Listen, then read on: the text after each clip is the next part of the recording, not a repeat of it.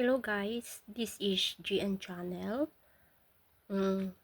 Ibabahagi ko po sa inyo yung kung may copyright po kayo, wag po kayong matakot na tawag nito makopyright nyo. Pero matakot po kayo kung hindi po kayo moni na magpapatugtog. Pero at least may paraan pa, wag nyo pong i-delete yung mga videos nyo. Just in case po na na-copyright kayo, pwede nyo po siyang linisin. So, pupunta po kayo dito sa may tinatawag nilang punta po kayo dito sa tinatawag nilang studio. Yan.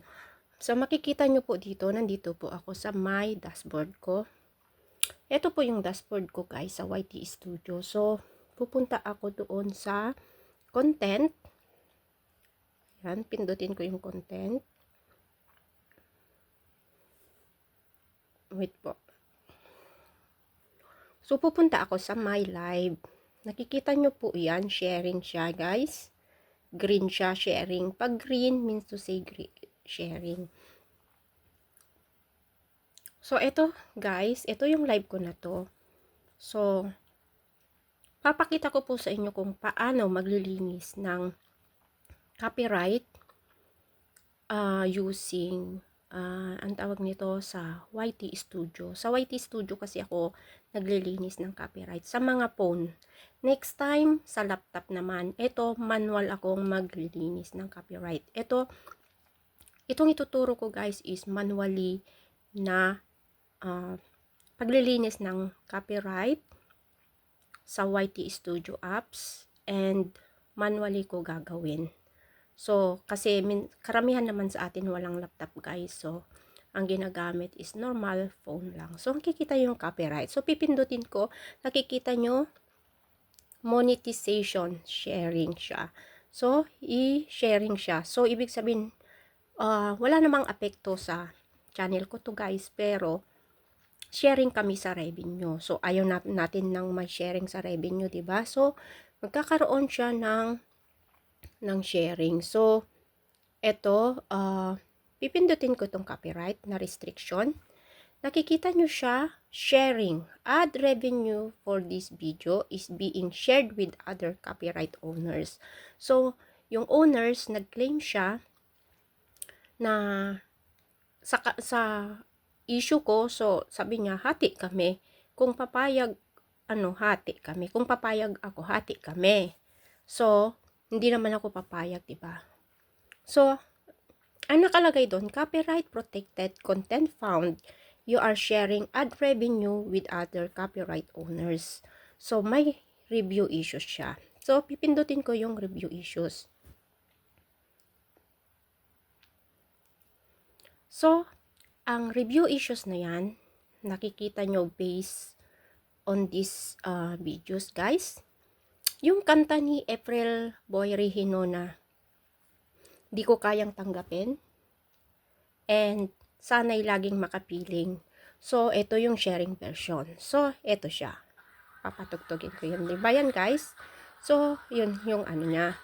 So, ito, ang gagawin ko naman, yung kanta na yun. So, ito, guys, ano ko siya.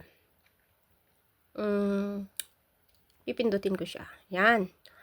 So, nakalagay dito, details, di ko kayang tanggapin, Bibia Music's Publishing, Latin Author-Centric Music Publishing, Latin Auto, impact on this video, sharing revenue. So, yung action na gagawin ko is either erase song, i-trim mo yung segment na yon, diba? Yun ang gagawin mo, or dispute. So, ang gagawin ko, hindi ko siya ititrim yung segment na yon, pero i-erase song ko siya. Ayan, erase song.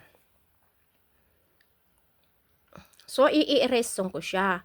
Mute all sound in the claim segments. So, pwede ko siyang i-mute ng 254 to ppm time, pero hindi ko gagawin yon. Hindi ko siya i-mute all the sound. Kasi, erase song lang ako.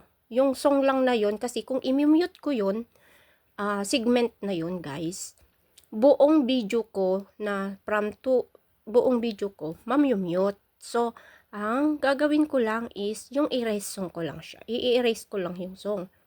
So, sabi niya, this feature is not available for this composition. So, sabi niya, this feature is not available for composition claims. So, ayaw niyang magpa-erase song. So, ang inaano niya lang is mute all sound in the claim segments.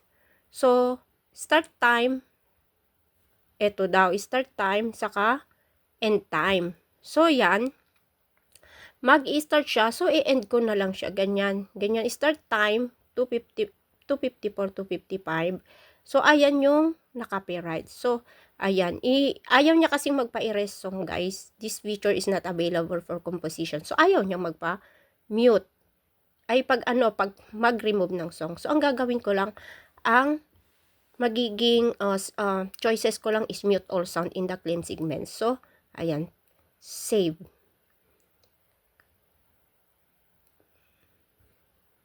Ayan. So, processing copyright information.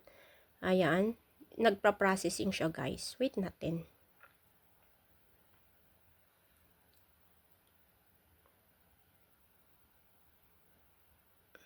Ayan. So, nakaprocess siya, guys. Manually yan na nakaprocess yung segment na yon, yung sharing na yon. Di ko kayang tanggapin. Then, eto, sana'y laging makapiling.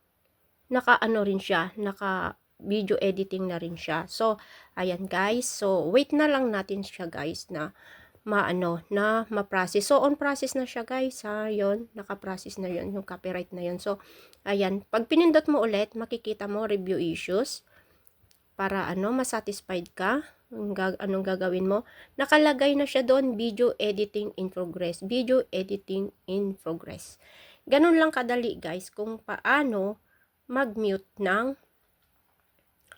mag-mute or mag-erase song sa mga naging copyright. Thank you guys kung nagustuhan nyo po yung pagpapaliwanag ko. Sa susunod, ibabahagi ko rin sa inyo kung paano mag-erase song din sa laptop. So, guys, this is GN Channel.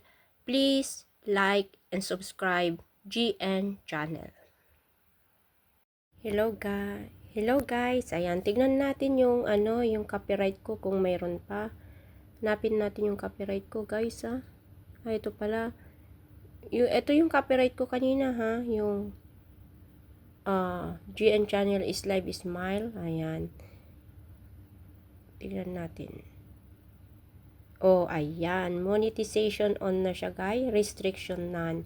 So, ganun lang kadali, guys, yung ganun lang kadali, guys, yung tawag nito, paglinis ng channel natin. Ayan.